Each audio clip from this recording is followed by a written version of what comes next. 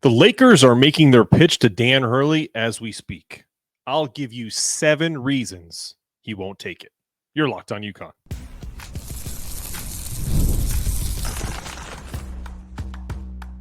You are Locked On UConn, your daily podcast on the UConn Huskies, part of the Locked On Podcast Network, your team every day. Thanks for making Locked On UConn your first listen every day. We are free and available wherever you get your podcasts and on YouTube as part of the Locked On Podcast Network, your team every day. Little housekeeping, my YouTube support, amazing. I'd love to have all of my subscribers download the audio version wherever you get your podcasts. It's equally as important for helping the channel and Locked On UConn audience grow exponentially. So if you can do me 2 favors. First, click that little subscribe button at the bottom of your screen. Then head over to Apple, Spotify, or wherever you get your podcasts. Hit that follow button. This way you'll never miss a moment of Locked On UConn. I can't tell you how much your support means to me. It's everything. If you're tuning in from your car, once the show is over, please drop us a 5-star review. Good reviews trigger referrals for similar shows where we could get some new audience members who are interested in more UConn content. And a special shout out to my everydayers. Thanks for diving into this new UConn content and spreading the love for UConn hoops. Well, it's been a tumultuous 24 to 36 hour roller coaster. I have to sit here and tell you, I've thought about this long and hard. I've listened to different pundits. I've asked my own questions to some of the insiders of those who are close to the team. And I have to say, I am firmly in the belief that I'd be okay if Dan Hurley left for the Lakers, but I don't think he is going to take the job. And I'm going to give you my 7 reasons why. Number 1, the roster of the Lakers, completely mismatched. The Lakers team is built around aging stars like LeBron James and Anthony Davis. Think about those two just in terms of forget about how great they are. There's people that hate LeBron James. There's people who love LeBron James. There's people who are more kind of indifferent on Anthony Davis. I don't have a strong feeling one way or the other. LeBron James is about to be 40 years old. Anthony Davis is past his prime. He's constantly hurt. This isn't a young team Hurley can mold and develop over time. Coaching style. Hurley's intense. He is the perfect amount of crazy for the Connecticut fan base. He's over the top. His coaching style definitely doesn't mesh well with established NBA stars. And even though, I'll use a name that popped into my head. The Morris twins, Marcus and Markieff Morris. I wouldn't call them stars, right? But those guys are established, 13, 14-year NBA vets. Do you think his style would work with them? His animated interactions, even just kind of like how I'm interacting right now, that's more his pace. With officials, with fans, it just could be a complete disaster in such a high-profile, high-pressure environment of Los Angeles. Not to mention, you think UConn fans are impatient and arrogant and, aren't worthy of all these titles. Now go talk to a Lakers fan. Give me a break. Just the career move in general. Hurley has been super strategic with his career choices. He passed on opportunities like Rutgers for a better fit at Rhode Island. And then he seized the chance at UConn with a little help from getting some advice from Coach K, because that was a tough spot for him. He didn't want to leave Rhode Island at the time, and has led to obviously 2 national championships. Then you look at future opportunities. Hurley is only 51 years old. In coaching, that's young. More NBA opportunities, better NBA opportunities will likely come his way. This idea that if he doesn't take this chance now, this isn't Eminem, lose yourself. You only get one shot. That's a bunch of BS. In coaching ranks, Dan Hurley is hot right now, but he also doesn't have a bad team to come back to. And I'm skipping ahead, but that's part of it too, is he can get himself a better job that aligns with his coaching style and his philosophy.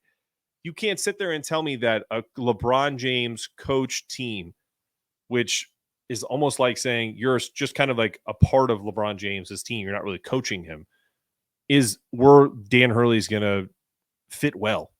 Why? Because Dan Hurley liked the way you broke down an offense on a podcast? The way, because LeBron liked that? Give me a break. Self-awareness.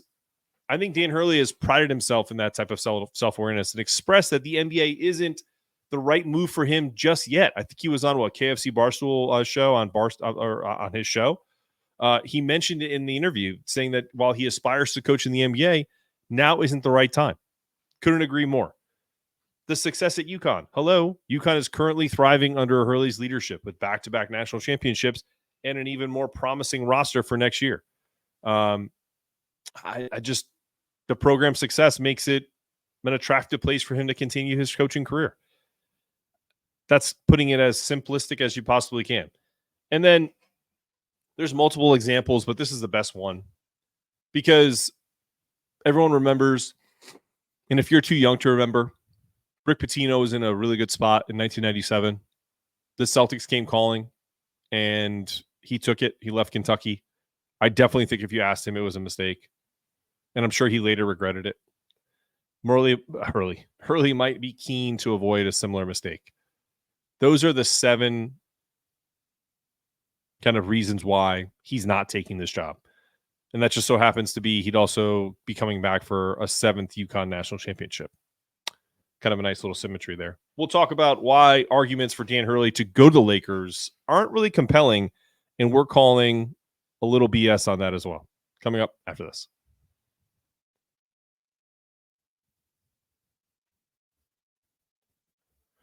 Passion, drive, and patience, the formula for winning championships, is also what keeps your ride or die alive. eBay Motors has everything you need to maintain your vehicle and level it up to peak performance. Superchargers, roof racks, exhaust kits, LED headlights, and more. Whether you're into speed, power, or style, eBay Motors has you covered with over 122 million parts for your number one ride or die. You always find exactly what you're looking for with eBay Guaranteed Fit. Your part is guaranteed to fit your ride or die every time, or your money back. Because with eBay Motors, you're burning rubber, not cash. With all the parts you need at the prices you want, it's easy to make your car the MVP and bring home huge wins, keeping your ride or die alive at ebaymotors.com. Eligible items only. Exclusions apply. eBay Guaranteed Fit only available to U.S. customers.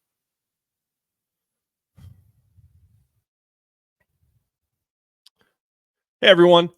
Right now, I'm in week 1 of my wellness journey, and I can say I feel fantastic. Did you know that the secrets of fueling the world's best athletes can also supercharge the rest of us mere mortals?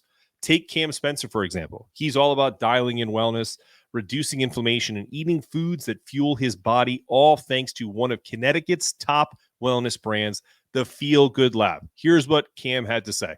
I choose to partner with the Feel Good Lab because I wanted to elevate my performance and improve my health and become more educated on my nutrition. And since we started working together, all of these goals have been reached. Now I'm just implementing the strategies that Ryan laid out for me, and I'll continue to find new ways to get better with the Feel Good team, and I'm very grateful for our partnerships. That's exactly why I, Mark Zanetto, host of Locked On UConn, chose to team up with Ryan in the Feel Good Lab. They offer plant-based pain relief, top quality supplements, and an at-home diagnostic test to pinpoint foods that trigger inflammation in your body.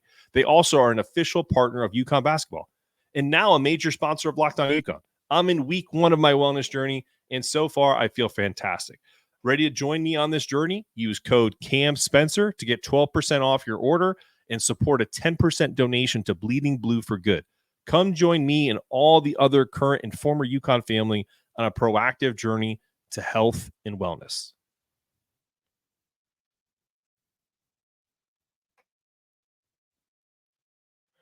And we're back on Locked On UConn. Look, the arguments for Dan Hurley to take the Lakers job just don't add up. If we're just strictly talking money, yes, go Dan. If you're going to go make $100 million for 5 years, make $20 million, 15, whatever it is.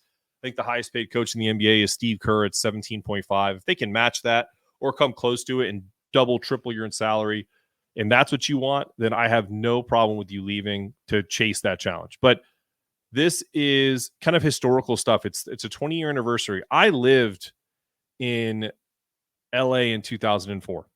I was chasing a dream to be a professional tennis player, living in Los Angeles, working out at the UCLA facility, playing tournaments, traveling, losing a bunch of money. It was great. I was 2004. That makes it, I was 22 and wildly crazy out in LA. I recommend it at a younger age. So At that time, though, I remember like it was yesterday, the Los Angeles Lakers tried to lure Mike Krzyzewski away from Duke, but he stayed in college athletics. Obviously, things have changed dramatically in terms of college athletics. And I don't look at that as a kind of a beacon. Dan Hurley is going to stay at UConn just because of NIL or all this other stuff, because I do feel like UConn has got a good handle on what that means. I've had so many off the record conversations about what UConn is doing in NIL fundraising, and it's amazing. So, and it's not something that I feel like is really anyone's business. So I'm not going to talk about it on the show, but what I can tell you is UConn's NIL, like all the people are like, oh, that's a poverty program. They don't have football, all the other stuff. UConn is doing just fine. Let's put it that way. Whatever the players want, they get. If there's players that need extra money because of NIL, because they may be getting lured for other places, the only times they lose players if that player truly wants to go, not because UConn can't fulfill the needs from a financial perspective. But the other argument is, well, two things. That somehow he has LeBron James's support and that he runs a sophisticated offense. I mean, is he bringing Luke Murray with him? I love Dan Hurley. I think he had to be bought into the Luke Murray system, which is now co-opted to Dan Hurley's action, and that's been praised publicly. I mean, we did a whole story on it.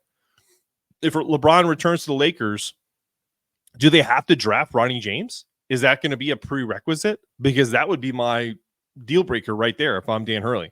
You're not going to sit there and tell me who I'm going to draft and be kind of a glorified developmental trainer, like one of these trainers that you see on Instagram to kind of develop Ronnie James into an NBA player. If he's not NBA ready, he shouldn't be on the team. He should be going to the G League. He should be being developed through there. And I understand all of the things that Adrian Wojnarowski said on his report, that this is some kind of ploy to let Dan Hurley be this developmental coach, that they're going to let him run a program, that they're going to have patience. That is a farce. In 20 years, I believe LeBron James has had 11 coaches, 9 or 11 or something like that. The idea that you would have LeBron James back, you'd have Anthony Davis back, and the Lakers and their fans are going to be preached patience to somehow to what? Darvin Ham was just in the Western Conference Finals 2 years ago. They got bounced in the first round this year by the defending NBA champions, who I thought were probably going to win it all. Got upset. I don't see the rationale behind it.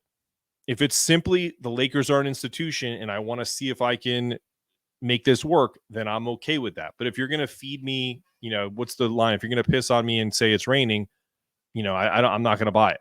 You know what I mean? So the idea that they're committing to Anthony Davis and that he's going to have some significant say on who the next head coach is, that's also another red flag. Like the idea that you have to go into the NBA and get the approval of the players is the problem with the NBA.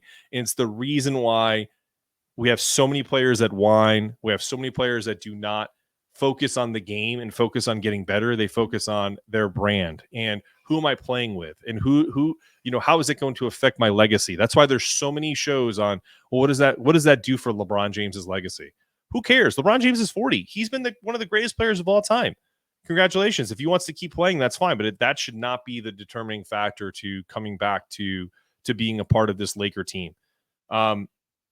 This whole idea that the Lakers have a good young core. I read this article with Woj that said the Lakers believe Hurley could develop their young core. What young core? Austin Reeves, Rui Hachimura, Max Christie, and the 17th overall pick, which is what? In a historically bad draft, according to all the NBA experts. A lot of us love the UConn guys that are coming out of this draft, which is great. But in terms of the draft overall, most people that follow this stuff say this draft is terrible. So the Lakers had the 17th overall pick, and that's supposed to make Dan Hurley want to come and rush to the Lakers and for what? What is he going to do? Be 14th in the West? I mean, what are they 8th or 9th this year? Even with LeBron James, even with Anthony Davis, even with D'Angelo Russell, all these guys, like you're trying to tell me that Dan Hurley's going to come in and elevate this team to what place in the West?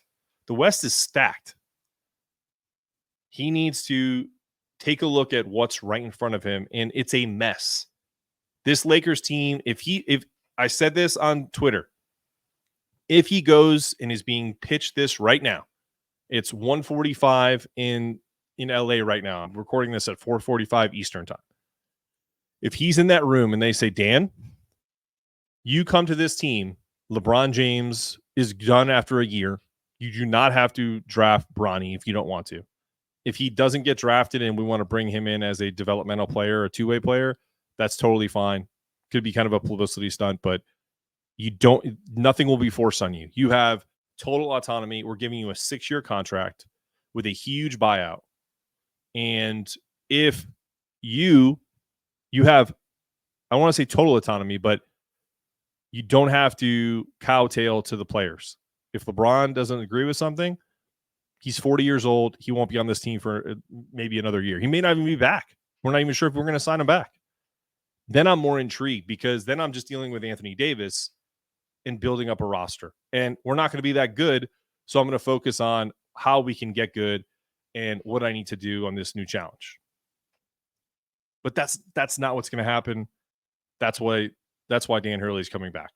We're going to talk about, well, before we're going to talk about it, are you watching Fox Sports and ESPN, listening to this stuff all day and have to turn down the volume with all that shouting? Make the switch to Locked On Sports Today, a free 24/7 sports streaming channel program for you every day to bring you the biggest stories about all the screaming.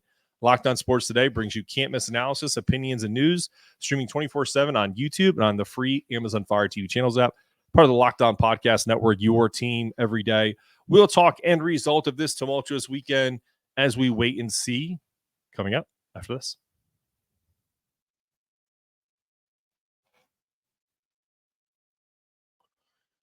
We're back. Last segment of the program. I understand why, and so should you. Look, this is the way that you should be thinking about this if you're a UConn fan. And I part of me hates that I'm doing this because I do hate when someone writes an article and says why you should feel this way. I'm just going to give some perspective. Dan Hurley is 51 years old. He has been a great high school coach. He has been a phenomenal college coach.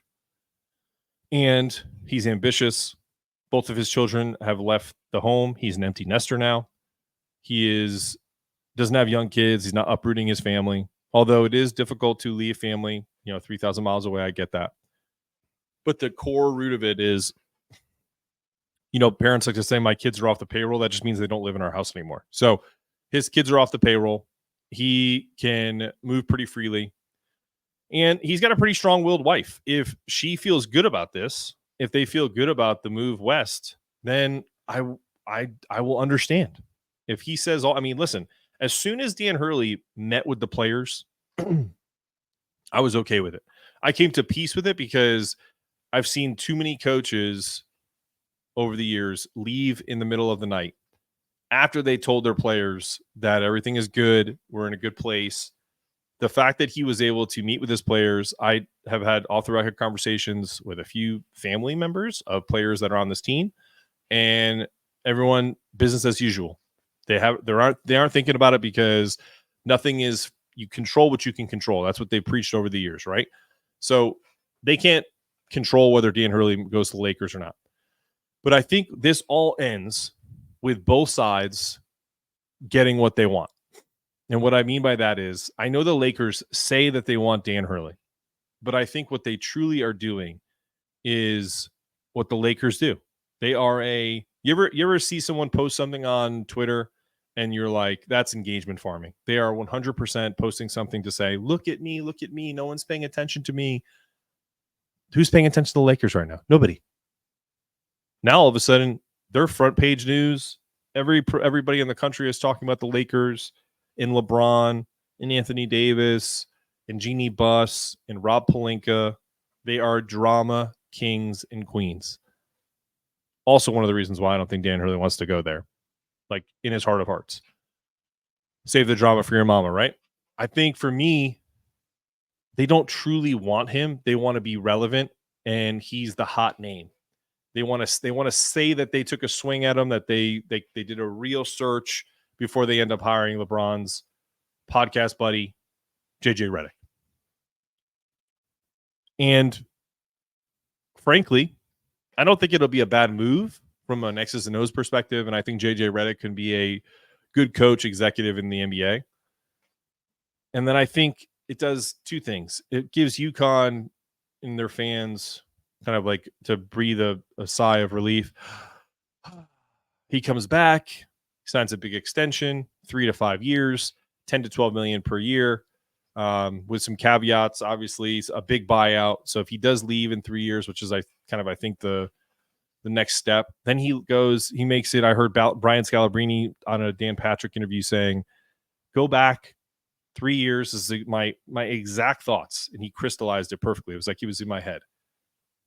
If you want, like, let's say they win one more championship in the next 3 years, could be more, but I'm just saying, like, that would be great. 3 championships in 6 years, 7 years, whatever it ends up being, and or I think it would be 10 total by then. But either way, so he wins 3 or 4, and then he's like, "Listen, I've done it all. I want to be in the NBA." And he lets his players know, and they have a succession, and they have a national search of a coach, internal, external coaches to try to take over the UConn program. Because I think in 3 years, the Big East is going to be in real trouble from a financial standpoint anyway. Could happen sooner, could happen later. But make it known that you want to be in the NBA. And then you could have your pick of the litter. You could choose where you want to go. Which teams are going to be pretty good by then? Maybe San Antonio by then needs a coach because Greg Popovich is retired. And was he 75 right now? I think we knew that. Did a show on whether their players should go there. That's a spot that would be attractive. A drama-less place that is just about winning championships. Sound familiar, right? I mean, I get it. The Lakers are, Magic and Kareem and the Lakers Celtics stuff, but he's also an East Coast guy. Look at it like this. Like, if the Celtics were to ever open up, he would jump at that. But the Knicks, Tom Thibodeau, people are talking about firing him.